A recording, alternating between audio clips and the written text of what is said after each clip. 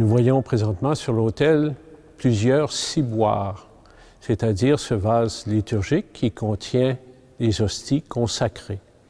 Une fois que la messe est célébrée, le restant des hosties est gardé, conservé dans le lieu qu'on appelle tabernacle. Donc, on dépose les ciboires contenant les hosties dans le tabernacle. Le calice, le prêtre, à chaque messe, utilise le calice et verse le vin qui, pour ceux qui croient, devient le sang de Christ. Nous voyons sur un des calices une patène aussi. Alors, c'est sur cette patène qu'est déposée une grande hostie, habituellement. Il y a les petites pour la communion, mais il y a une plus grande pour celui qui célèbre l'Eucharistie. Le nom de cet objet est un ostensoir.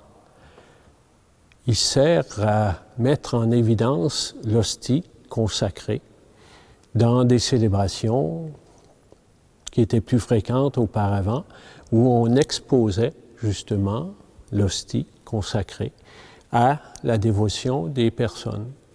On venait prier devant le Saint-Sacrement, qu'on appelle.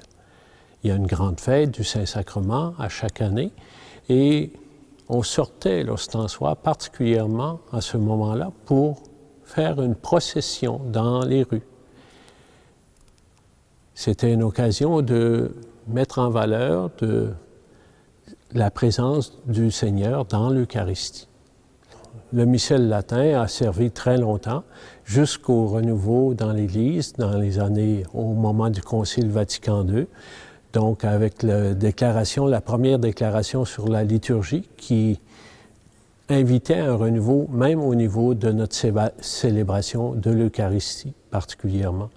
Alors, le missel, à ce moment-là, est devenu dans la langue du peuple. Pour nous, ici, les francophones, un missel en français, les anglophones, un missel en anglais. À côté, vous n'avez pas un missel, mais un livre qui sert de chant, le chant qui accompagne toute célébration, chant en latin, en grégorien, qu'on appelait, ça fait partie de toutes nos célébrations, la part du chant. Alors, il y avait des chorales qui chantaient en latin. Alors, c'est un livre qui a été utilisé jusqu'à la période du Concile pour regrouper tous ces chants, toutes les messes complètes, toutes les prières chantées. Alors, on retrouve ça dans le livre à côté du missel sur l'autel. Ces objets, nous les appelons des reliques. Elles nous relient, si on veut, ou elles nous mettent en lien avec des personnages de l'histoire de l'Église, des saints, des saintes, ou bien, comme il peut y avoir des reliques de la croix du Christ. Quelquefois, on dit, si on mettait toutes ces reliques de la croix du Christ ensemble, on aurait plusieurs milliers de croix.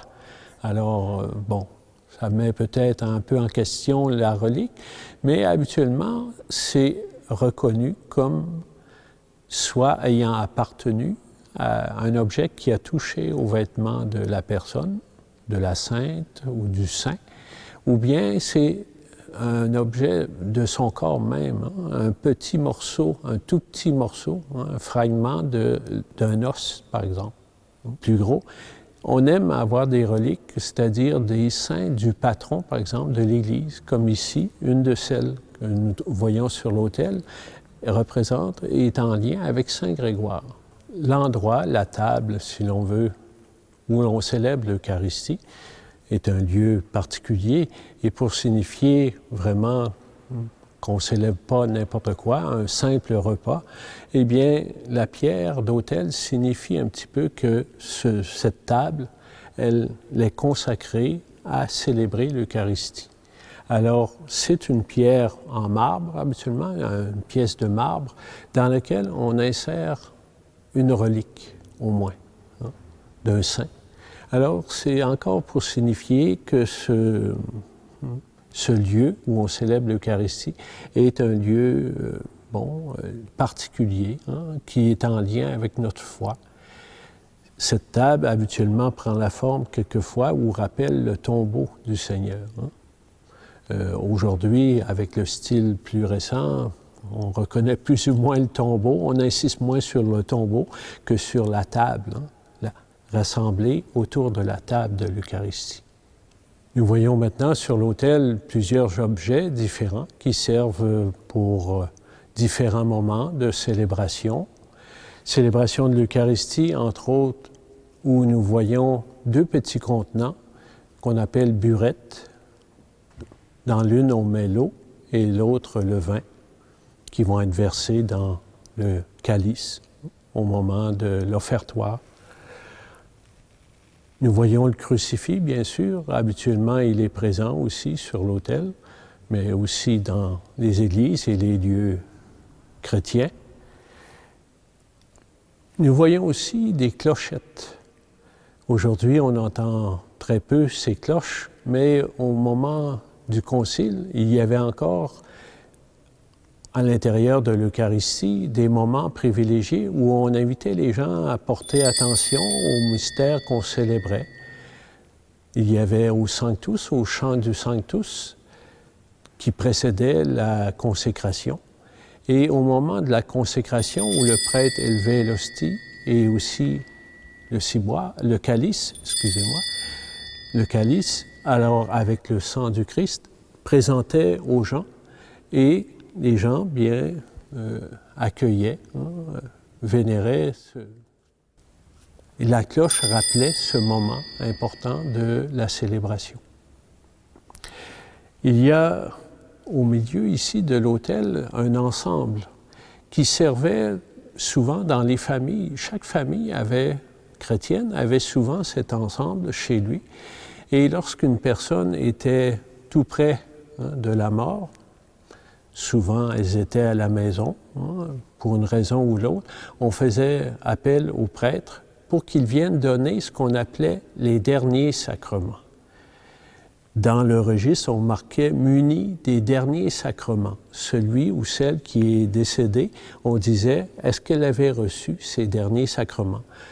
On l'appelait l'extrême-onction, qui était lié aussi à la communion. On donnait la communion, dans la mesure du possible, à la personne mourante. Parfois une parcelle d'hostie, mais la communion faisait partie, en viatique, qu'on dit, à la toute fin de vie. Ce sacrement, aujourd'hui, est renouvelé. Il est devenu le sacrement des malades. Il existe toujours, mais il est ouvert à pas seulement ceux qui sont à la dernière extrémité. Et l'encensoir. Et le petit objet à côté qui contient l'encens, c'est une navette. C'est des termes qu'on n'emploie pas souvent, mais c'est les termes pour signifier ces objets. L'encens sert à différentes célébrations importantes. Les funérailles, habituellement, nous servons de l'encens, mais aussi aux messes un peu plus solennelles, où on utilise l'encens. L'encens, comme vous savez, est brûlé et fait comme une sorte de fumée qui monte.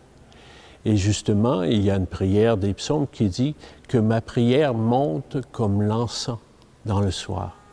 Alors, l'encens monte vers le ciel ou vers le haut. Alors, elle est comme un hommage au Seigneur. Donc, à chaque fois qu'on s'en sert pour encenser, soit le corps qui est présent aux funérailles ou l'autel, c'est un signe de respect pour ces objets, pour le corps qui a été présence du Seigneur, pour l'autel qui rappelle aussi le Seigneur présent. Alors, on se sert de l'encens, on fait monter l'encens, et cet encens a une caractéristique d'être un peu parfumé.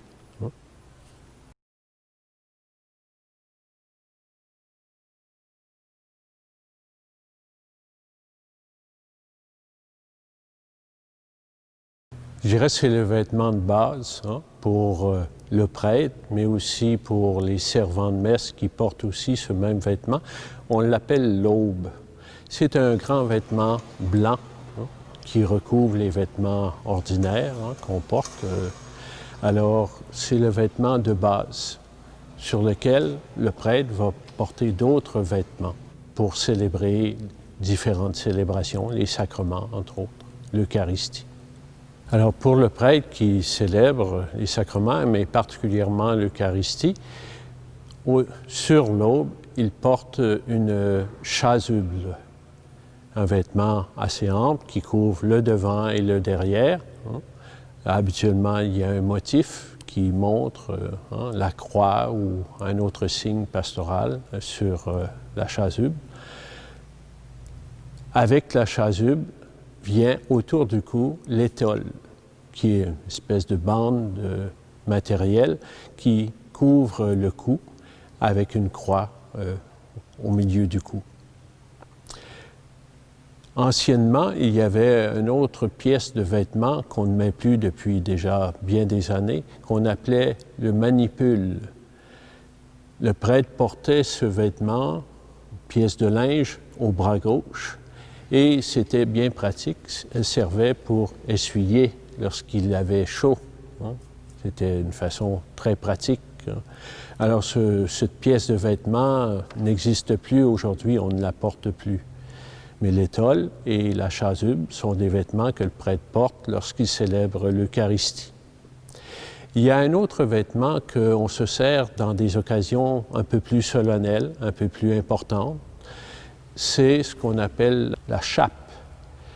La chape est un vêtement très ample qui couvre toutes les épaules, les deux épaules, et on porte cette chape dans des grandes célébrations comme à la fête de la Pentecôte, ou bien aussi lorsque on faisait des processions avec, on a vu le Saint-Sacrement, l'ostensoir, eh bien le prêtre qui portait l'ostensoir portait aussi cette chape, qui fait un peu plus solennel dans les célébrations.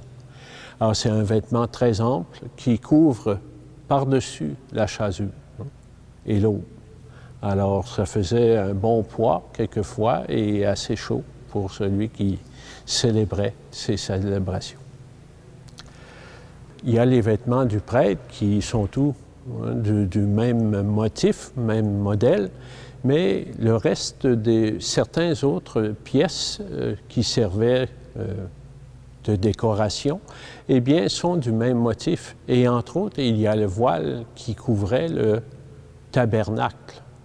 Nous avons parlé du tabernacle, qui est ce lieu où on dépose les ciboires, les hosties consacrées que l'on garde dans cette réserve.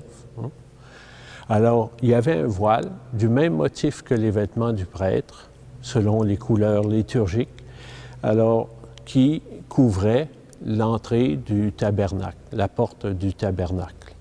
De même, sur l'autel, pour couvrir le calice, il y avait aussi un voile du même motif.